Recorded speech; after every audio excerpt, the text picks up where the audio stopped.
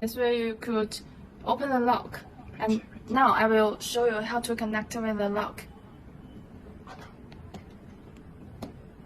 The first step, you need to prepare a 4-pin wire. And this way is a lock. This way is a lock. And the power adapter, power supply. And now we connect them together. The lock positive pole connect with the power adapter positive pole. And we will say they are the green color and the yellow color. First two, the auto station is the COM and the NO.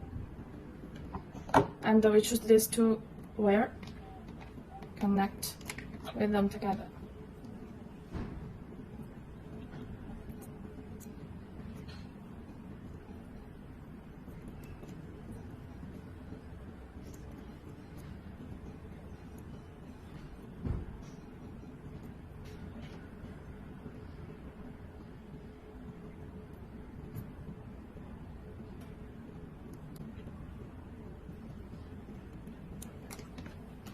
Yes, already.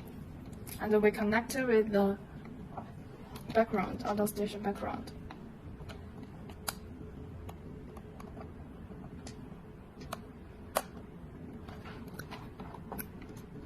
Now we will open the lock. Confirm.